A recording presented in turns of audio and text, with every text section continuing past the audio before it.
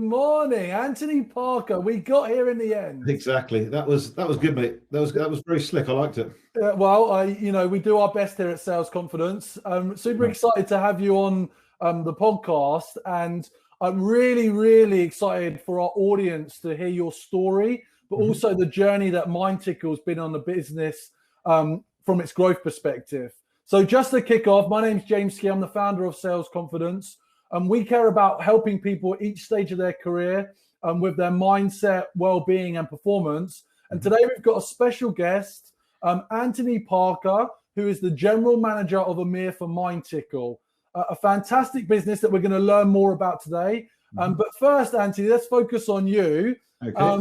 And just break the ice a little bit. What's the first thing you typically think of when you wake up in the morning? Well, the first thing I think about is don't check your emails. Don't check your emails, because I used to be in the habit of waking up, mobile phone next to me, checking the emails, and that's not good for mental health. So now what I do is get focused on getting out, walking my dog, making that break, because now we're in this new working from home constantly. There needs to be a difference between life and work. So I like to get out. I walk my dog. I fire up my Clubhouse app. I know you're a keen follower of my content, and Absolutely.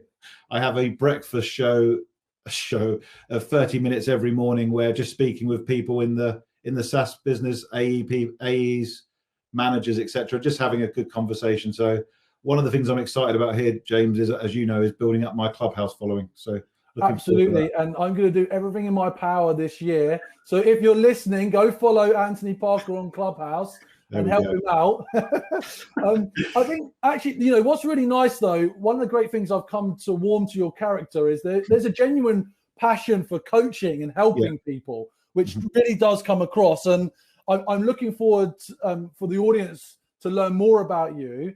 I guess taking it back, where does your inspiration and motivation come from to do what you do as a leader of a rapidly fast-growing business like MindTickle? Yeah, I think for me, I was a failed failed footballer. A lot of the people I went to school with ended up playing professionally for clubs. A mate of mine actually played for Arsenal. I didn't reach those heights, so I've always had that sort of competitive spirit and that performance focus. And I think when you take yourself out of that sporting arena and you're looking for things that you can do to A, perform, and then B, obviously help and develop others, that's what drives me. And I get far more satisfaction now, and I wouldn't have said this a decade ago, but I'm definitely now get far more satisfaction from watching people develop, watching people grow, and knowing that we are in an arena which is sales, that is the lowest barrier to entry and the most underappreciated in terms of development, and you can make massive strides in months or even weeks sometimes. So that's what really drives me, and that's what really drives me as an individual, and that's also why I came to MindTickle. I love that, and I think we're both great advocates for the profession and the opportunity for it to genuinely change people's lives from a career perspective, but also to facilitate change in organizations. And that's really, really exciting. I guess, where did it all start for you though? Do you recall your first experience of sales? I do. If you ever meet my dad, it's the only story he tells about me. He just doesn't really care what I'm doing now. I'm not even sure he understands what I'm doing now. But when I was younger, like most people in all walks of life, but certainly in sales, I had the multiple paper rounds and lots of different ways of earning money. But one of the things that I did, which I used to go around door to door, washing people's cars, so offering to wash their car for around about, I can't remember how much, a couple of quid at the time. And then what I realized then, and this is really one of the areas I'm going to elevate what I did to getting into the services business. But what I realized was that there's only a limited number of cars that I and my friends could wash in a day, maybe 3 or 4. So what we did is, rather than doing that, and we did have a round for about a year where we would knock and do the same people. We went to a local garage and had a chat with the manager and said, can we wash your clients' windows and lights when they come in while they're filling up for nothing? And then if they want to tip us anything, they can. And the guy said, well, yeah, go on then. And this is way back in the day. I'm not that old, but it was back in the day. And we were making 40, 50 quid a day in tips. Oh, I love that. So yeah, for me, I'm saying that I went from sales into service. But I like that. Exactly. So well, it's interesting because I also had a kind of a small car washing business. I wouldn't go far to call it a business, but I like how you branched out for the volume game. Exactly. And like reduce your workloads. Smart. Exactly. Bring the customers to me. I'm sure that was some sort of inbound marketing I was doing back then. Well, yeah. So you were ahead of your game clearly, but you've been on a journey as an enterprise rep before you've gone on to manage and lead sales teams. Yeah. What's that been like, and what do you think has made you successful as you've developed your sales career to put you in the position you now in to lead a region for a business like MindTickle? Yeah, it's a good question, and also it's one where I wouldn't necessarily say the 20 odd years I've spent in sales has always been successful. There are times where down to myself. Well, I mean, I would not have hired me 10 years ago. I would not, because I was not anything I'm looking for. We can come on to what I'm looking for, but I was not that person. I spent a lot of time in a lot of large organizations where, although I was doing well, I was trying, but I wasn't really investing in myself. I wasn't really taking advantage. I had a closed mindset.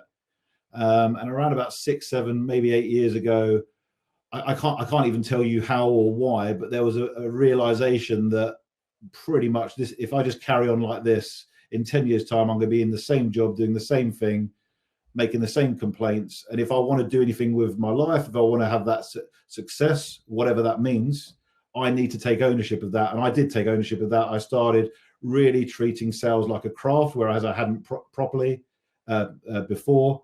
I started really investing in my understanding of it and all facets of it. And within months, it transformed me.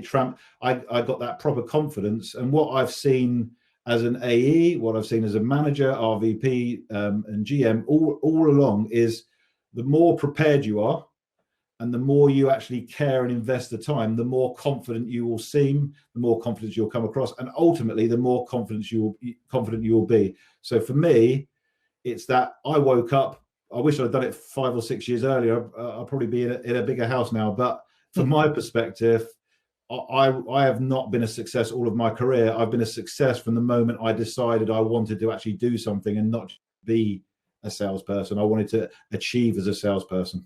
That's great recognition and great honesty and reflection, for people to listen, to really reflect on where they are in their career and what their gaps are. I think we can be, especially in SaaS, often where it's product led, we can be spoiled. And, that might think we're better than we are. But, just as professionals, there's always areas for improvement. And I think it's a great point there.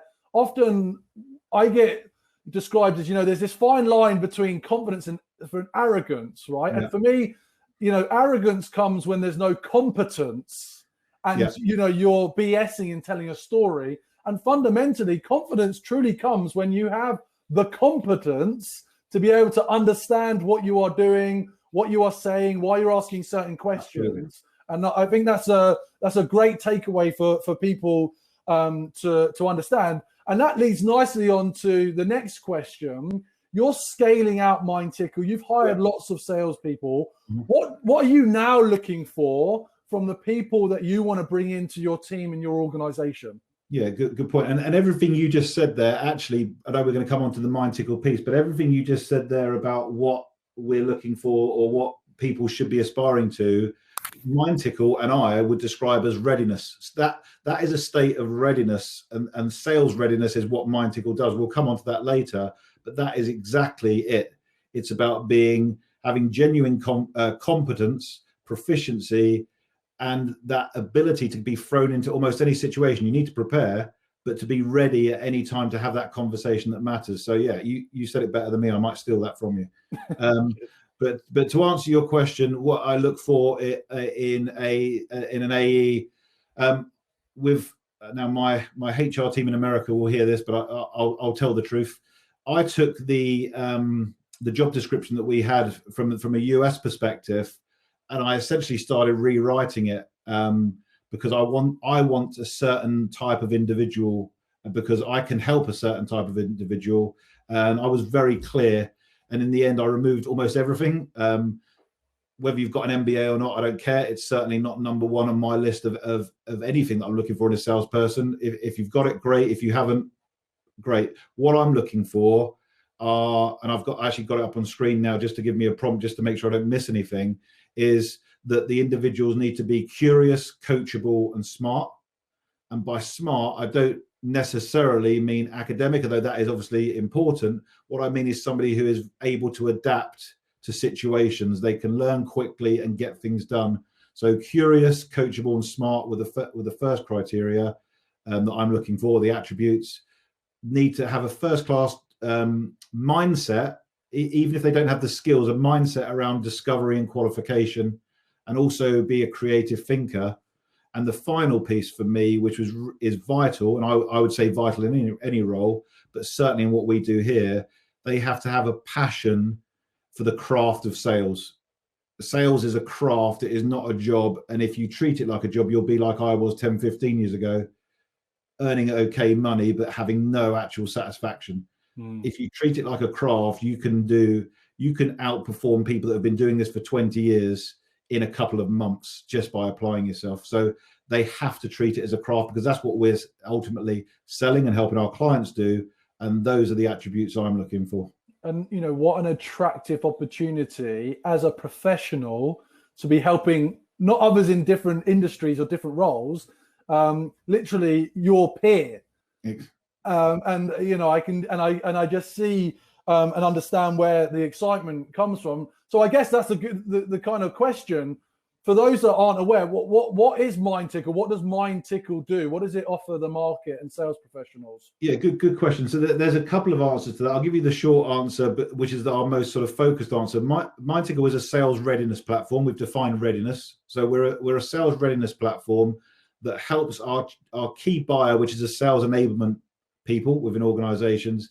It helps them do several things. One, it elevates them so that they are now not talking about training, not talking about pulling salespeople away from doing what they want to do, which is sell. It's actually helping them really have an impact on that sales individual, really helping their state of readiness improve. And also, as importantly, or more importantly, quantify the impact that those interventions, those programs are actually having on revenue. Because no CRO cares at the end of the quarter who completed their training. No CRO or any business owner compares what smiley faces went on a training sheet at the end of a whole day. What they care about is, what did you do for those sales individuals, and what impact did that have over a reasonable period? And so we, as a company, and I firmly as an individual, believe we are outcome obsessed, and that's all we care about. So from a sales enablement perspective, that's what we are. From a CRO, we enable that CRO to actually have a bit more confidence in what they're looking at. So they're not just looking at a forecast, they're looking at the readiness of their individuals and their organizations and comparing that to the forecast and performance. So they've got a more complete view. And then for salespeople, everything that we stand for and everything that we try to enable is more about how they can spend more time in front of their customer. They don't need 4 hours, 5 hours of training. Give them something that's short and sharp and modern, that they can quickly take on board, they can quickly go and apply now, and that they can get better a little bit every day, not sitting in front of training or e-learning, pressing next, just trying to get it over and done with. Tick the box, I'm not interested in. And we qualify out sales enablement leaders who want to tick the box. We're looking for people who want to help salespeople get better, and they want to talk about the outcomes and the impact of revenue. I mean, that is music to my ears, and I can imagine so many listeners right now, especially those that have been in the industry for some time and can appreciate the pain of poor onboarding experiences or clunky e-learning platforms that do not allow you to get what you need when you need it. And the other thing I think, which is clearly appreciated by yourselves and MindTickle, is that you're driving outcomes. 100%. It's no good just getting someone and their knowledge unless it's linking back to revenue and results. And I think for the sales enablement listeners and that audience, how do they demonstrate their value and their contribution to the growth of the organization, and not just seen as an add-on cost center that we kind of need to have? That must be pretty important to the way you think about it. Mate, that's exactly it. To us, we can help good enablement people become very good. We can help very good people become great, but it's all about them, and it's about how they approach it. They are going to be the ones that are successful. It's just that they don't have anything at the moment to help them do that, because they've been using outdated stuff that wasn't designed for this. So learning management systems, I don't care about saying. Learning management systems are great for whatever they're used for. They are not used for sales readiness. And for us, we can help the right sales enablement people who are focused on outcomes and driving revenue to be really to really accelerate and elevate what they are doing. And what that does is give them more resource. Yeah. So when I talk to enablement people and they say we don't have enough resource, we're not doing this, I know automatically, and I'll say it, it's because they are seen as a cost, not as a profit center, because they're not talking the language that anyone cares about. No one cares about training. What they care about is outcomes. And we had a GKO last week and an SKO where we had a couple of people from Thomson Reuters, Brenda at Thomson Reuters. We had some guys over at Fortinet. There's a link on my LinkedIn to one of their YouTube. And all they were talking about is outcomes.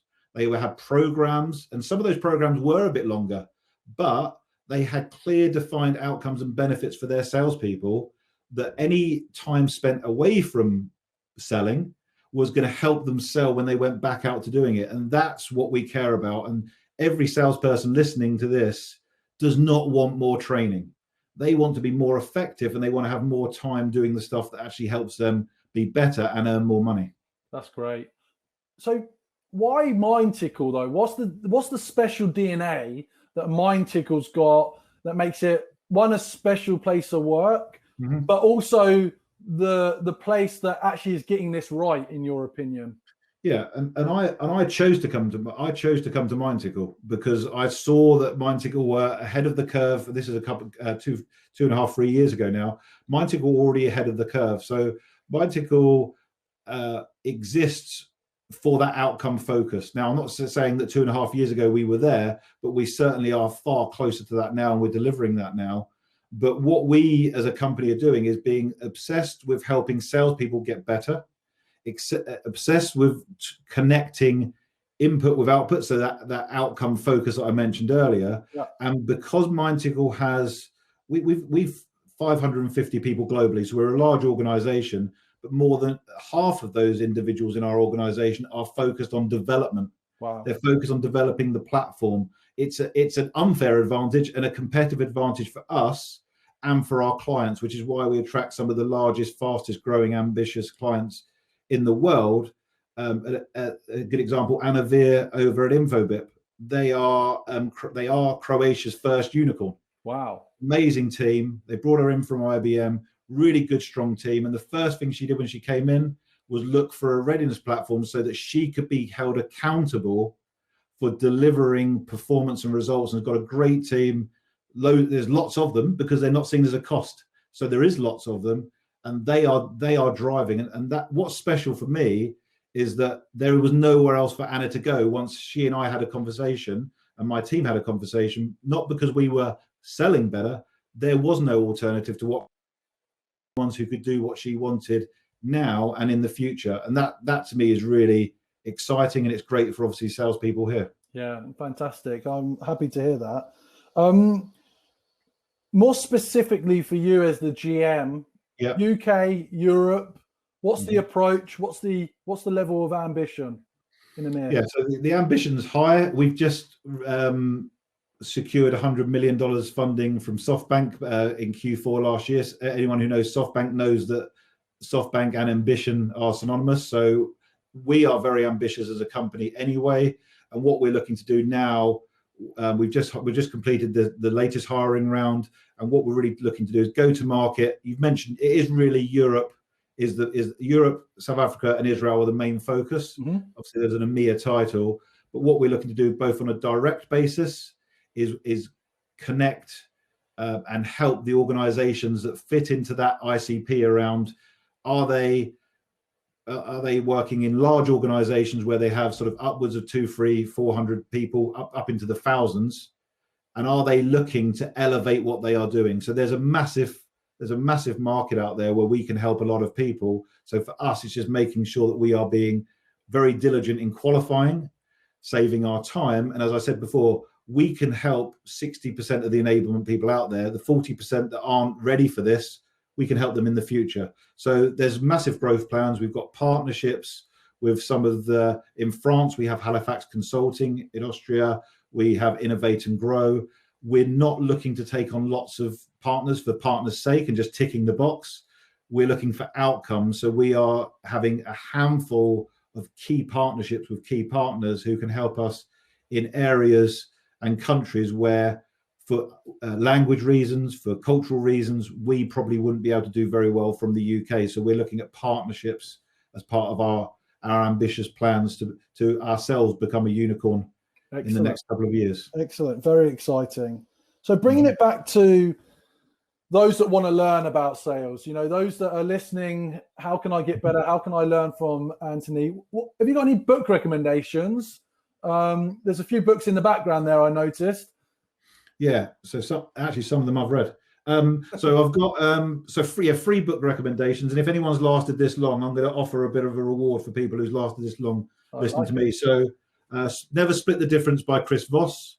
I think it's showing backwards on yours on the screen because of the mirroring. I don't know if you've read this yourself, but David Primer, Sell the Way You Buy. And then the third book that I really like is Gap Selling by Keenan. So all of those three I would recommend. What I will do for anyone who has got this far and posts on LinkedIn or follows me on Clubhouse, I will send the first person to mention that any one of those three books, I will send them a copy. So great. Free books available. Never Split the Difference, Sell the Way You Buy, and Gap Selling. I like that. You're getting into this. Exactly. I'm desperate. I'll do anything for a Clubhouse follow. You heard it here first. Anthony will do anything for a Clubhouse follow. Send your requests, send your DMs, and we'll sort you out. So what is it about? What did you see? I'm going to change the question a little bit, even though we prepped for it. What did you see in yourself that was missing? And therefore, what do you see the best salespeople do? Yeah. What was missing from me back then was, I'm not going to swear, I promise not to, but it was, I did the job, but I didn't care. I didn't actually give a shit. So the people that are going to do well in as an AE are going to care, are going to really treat it like a craft. And what I've seen now, which I'm a million miles away for, but with the shift that I'm seeing in sales, modern sales now, is, and I can exemplify this with two people. One is a person that I don't know and I've never spoken to, Sarah Brazier at Gong. She has created a brand for herself, which started as an SDR, BDR, and has now gone into her role as an AE. I've never met her, but I talk as if I know her because she's putting the content out. She's being herself. She's going to appeal to lots of people. She's not going to appeal to the people that aren't going to get on board with that, which is great. And there's almost you almost see some people celebrating that they've got a discovery call booked with her. So by being authentic and using the social media platforms like LinkedIn, like Clubhouse and other things, you can build up a following, and that can actually help you as an individual. And I think that's the next bit. I'm certainly missing that. I don't have that. It's one of the things, obviously, yourself, one of the reasons why we're engaging with Sales Confidence is you over the years have built a community by doing exactly that. You understand the power of the brand of the individual, so you can actually help people. Everyone knows how you can help them. Everyone knows how Sarah Brazier can help them. I'm also a coach for replays.com in my spare time, just because I can't get enough coaching. I do really like working with some of the most up and coming individuals. I'm working with Lee over at Clue and Jacob Gebrewald. Jacob Gebrewald, if you haven't heard of him, I would definitely look him up. He's a very interesting, dynamic character, but also he's creating a community focusing on Black people in sales and creating a community there. It's called Sales for the Culture. Great. S4TC. Jacob Gebrewald. So he's one of the people that I coach in my role as at replays.com. But I guarantee you now, if you don't know him yet, you will, because he's on that same track as Sarah Brazier. He's got a good brand. He's out there. He's creating stuff that's transcending just sales. He's doing something for the community. This is what that guy in 2 years is going to be a superstar, because he's not just like Sarah Brazier, just like those types of people. And to me, you don't get that unless you have all of those fundamental things that I'm looking for. You need that as the basis. Jacob and I have only been sort of talking for 3-4 months, and already, and this is all down to him, he's already beyond what the original scope of our engagement was, because he cares, because he does things, and he's that type of individual. And that is what I'm looking for. That's what I wasn't, but that's what I'm looking for. And I don't think any sales leader should compromise on those things or things that are important to them. I think that's fantastic. I think what you've also articulated as you've explained those examples is the willingness of you as a leader to mentor, coach, and give back based on your own experiences. And I think in the past, without LinkedIn, let's say, you could be locked away in a sales organization and your sales leader could treat you maybe not so well, and no one would really know about it outside of that organization. I agree. So now the fact that we're all kind of vulnerable and exposed means that if you don't genuinely care about your people, if you don't demonstrate with your people that you want to see them improve, if you're not there to invest in them, if you're not investing in their readiness, helping them prepare in their career, you're just going to get left behind, and you're going to get missed out. And I think what you're articulating is a wake-up call for maybe some of those experienced leaders that need to think about how they can giving back more. And you've kind of really, in that answer there, covered about where you see the future of sales going, I would add. So what do you, and we touched on it earlier around competencies and confidence, but where do you get your confidence from? Where have you been able to develop yourself? And what are the tools have you used to develop confidence? Yeah, and I think it's back to that. So 10 years ago, I wasn't confident. And my confidence, if there is any now, is very, very niche and limited to what I'm talking about here. If I go downstairs and a builder comes in and starts talking about work on the kitchen, my confidence evaporates. So it's very situational confidence. But the confidence that I have now, and I have genuine confidence now, I can be thrown into any situation supporting my team because I'm not having to think about it, because I'm being natural. I'm not sitting in a suit and tie and I'm all stiff. I'm just being myself. If people don't like that, I'm fine with it. If people like it, great. That to me is confidence. And it took me a long time to work that out. So now what you have is the real me, and what you're getting is relatively unfiltered, because I haven't got time to filter myself.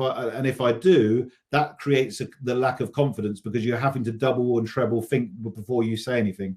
So genuine confidence to me is that, or comes from being authentic, comes from being yourself, but you can't get that without the preparation.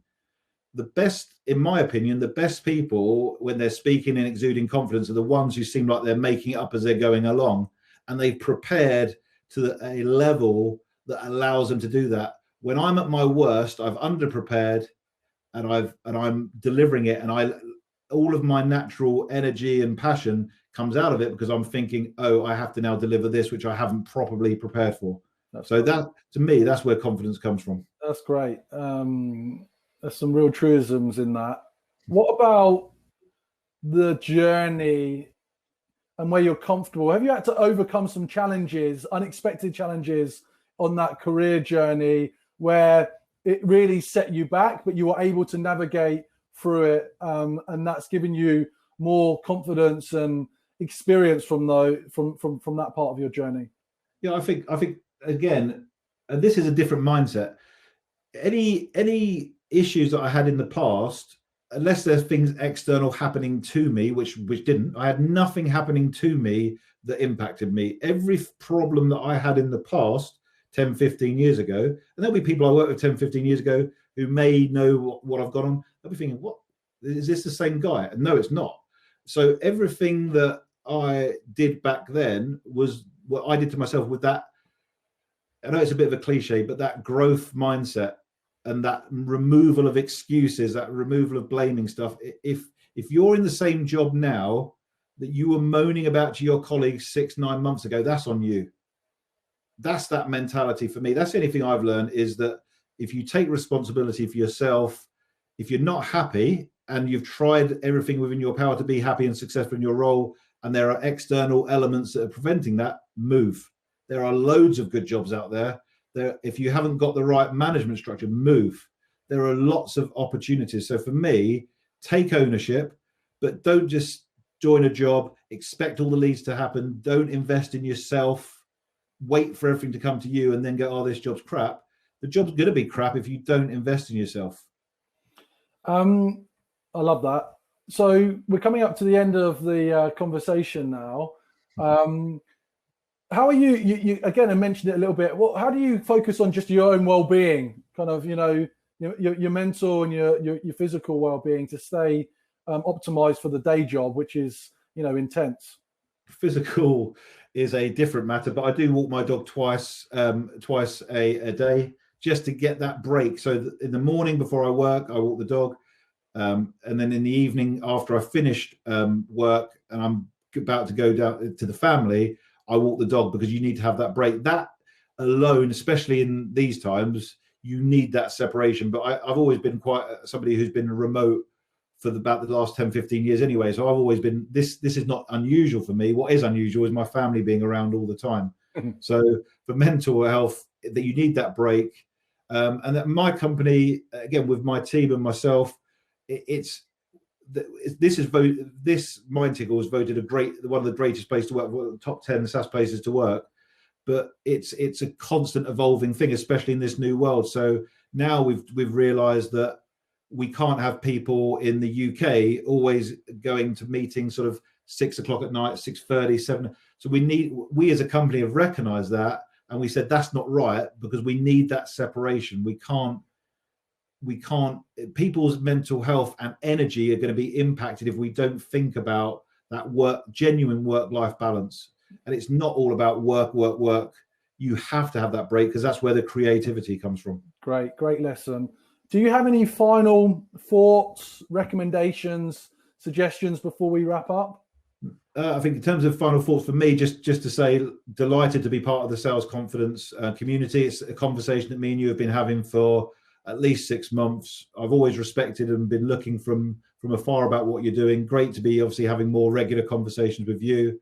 And if anyone listening to this thinks that I can help them in any way, or if anything that we've spoken about has triggered something that they want to dive deeper in, LinkedIn is the place to get me. And I'll leave the Clubhouse plug. I won't do that one. Yeah, catch me on LinkedIn. So there you've heard it, folks. Anthony, this has been an absolute great experience. The more I spend with you, the more I'm enjoying our conversations, and I'm great that this has been captured for people to listen to. And I just think there's so much more for people to understand about you and how you can help people in the profession, but also MindTickle's contribution to organizations' growth and the readiness of their salespeople. So it's an exciting time. Super proud that MindTickle is a platinum partner of the Sales Confidence community. And I'm really looking forward to when we can all get together in a person and have a few drinks. So thank you for listening, everybody. And Anthony, thanks for being a great guest. Cheers, mate.